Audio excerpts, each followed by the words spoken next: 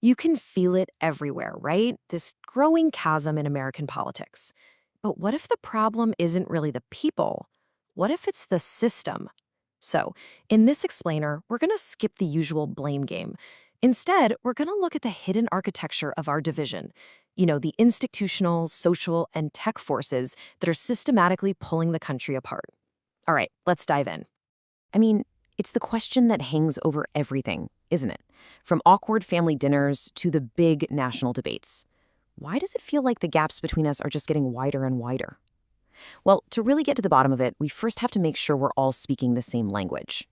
So, at its core, political polarization is pretty simple. It just means a move away from the middle, the moderate center, and out towards the ideological extremes. And listen, the data on this is crystal clear. This isn't new, it's been happening since the 70s. But here's the thing, to really understand the danger, you have to see that there's a massive difference between just disagreeing on policy and, well, actually despising the other side. Okay, so on one hand, you've got ideological polarization. This is just disagreeing on stuff. Policy, taxes, healthcare. That's just normal democracy at work. But then you have affective polarization, and this is a totally different beast.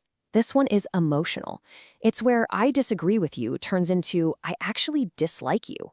See, it's not about policy anymore. It's gotten personal, and that is the really dangerous trend we're going to zero in on today. So the big question is, how did we even get here? All right, here's our roadmap. First, we'll look at the core divide itself. Then we'll break down the architecture of extremism. After that, we'll talk about why society was sort of primed for this division. And finally, we'll look at the amplification machine that's pouring fuel on the fire, leading to a system in total gridlock. All right, part one, the core divide. Let's really understand this widening gap. First things first, let's look at the actual evidence. How can we even measure this growing dislike? And wow, look at this. What's absolutely wild here is just the sheer scale of this change. Back in 1994, only about 20%, that's 1 in 5 people, had a very unfavorable view of the other party. Fast forward to 2022, and that number is over 60%. It's more than tripled. This is not some small shift, you guys. This is a fundamental, ground-shaking change in how we see each other. Now, a divide this big doesn't just pop up overnight. The roots go way back. It really starts in the 70s with things like Watergate and Vietnam, when trust in our big institutions just started to crumble. Then in the 80s, cable TV came along and started to break up our shared reality. By the 90s, that affective polarization, that emotional dislike we were just talking about, it doubled. And then, then came the 2010s, and social media showed up to basically throw gasoline on the entire fire. Okay, let's move on to our next section, the architecture of extremism. This is where we see how the system itself actually incentivizes all this division. Because it turns out, the very structure of our political system, it doesn't just allow for this divide. It actively encourages it. It actually rewards it. Think about it. We all focus on the big election in November, right? But for a whole lot of politicians, the real fight, the most important battle, is actually the primary election. And this system, this filter, has a huge effect on who even makes it to that final ballot in the first place. So here's how it works. First off, hardly anyone votes in primaries. The voter turnout is super low. And the people who do show up, they tend to be the most ideologically extreme voters, the really fired up party base. So if you're a candidate, you have to appeal to those extremes to win. And what's the results? Well, moderate voices often get filtered out way before the general election ever happens. And then, layered on top of that, you've got this practice called gerrymandering. This is basically when politicians get to redraw the legislative district maps to create these super safe districts that are almost guaranteed to vote for one party. And that leads to what's called the safe seat effect. The outcome of the general election is pretty much already decided. So the only real threat a politician faces is a primary challenge from someone in their own party who's even more extreme. So what's their incentive? It's not to compromise or appeal to the average voter. Nope. It's to cater to their party's base and ignore everyone else. Okay, so we've got a political structure that actually rewards extremism. But why are we so responsive to it? To get that, we need to look at our next section, the deep socioeconomic and cultural stressors that have basically primed all of us for division. One of the biggest factors here is rising income inequality. It's a huge predictor of political division. When a lot of people feel like the system is rigged, that they're being left behind, well, that breeds a ton of resentment and distrust. It's the perfect fertile ground for that us versus them kind of politics to really take hold. And this distrust, it's not spread out evenly. Just look at how trust has polarized. Confidence in major institutions has totally fractured along party lines.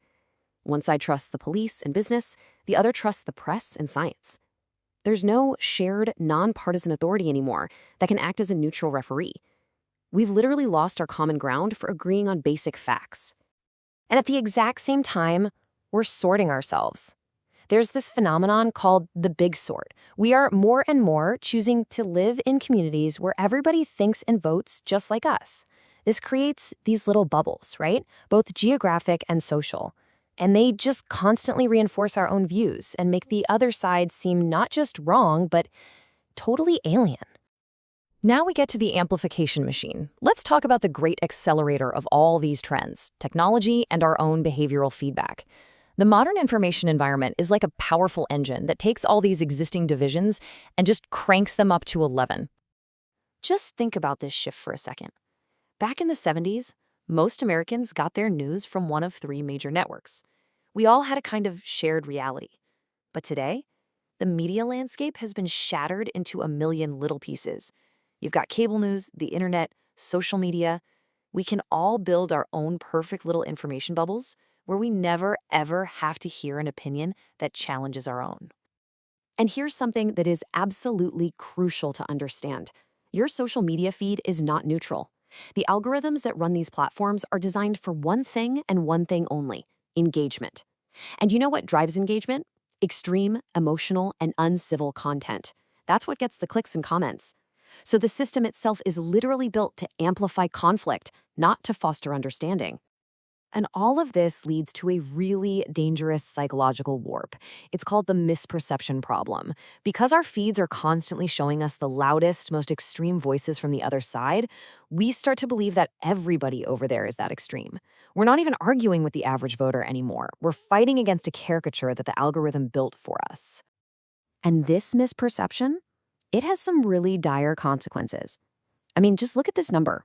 A staggering 72% of Republicans have come to see Democrats as not just wrong on the issues, but actually immoral.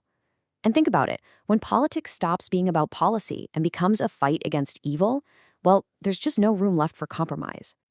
And it's not a one-way street. The feeling is largely mutual. 63% of Democrats feel the exact same way about Republicans. Just let that sink in for a minute. We've gone from being political opponents to being moral enemies. It's not about policy differences anymore. Now it's a battle for the very soul of the nation. So, okay, how does this all fit together? Because none of these things happen in a vacuum, right? They all connect and feed back into each other, creating this powerful self-reinforcing cycle, a system that is just locked in complete gridlock. So let's put it all together. Here's the cycle. Our institutional systems, like primaries and gerrymandering, select for extremists. Then, socioeconomic stressors, like inequality, make us all more receptive to their divisive messages. Our informational environment, the algorithms, then amplifies all that conflict and our worst misperceptions. And finally, our own behavioral choices, like sorting ourselves into bubbles, increase the social distance between us, which just starts the whole cycle over again. It is a system that seems perfectly designed to produce the exact outcome we're living through right now. And all of this leaves us with a really tough but important question. If our division isn't really about bad people, but about a bad system, then the solution can't be about one side just winning. It has to be about changing the system itself. So if what we have is an engine built for division, what would it take to build an engine for something else? That's the thought I want to leave you with. Thanks for tuning in.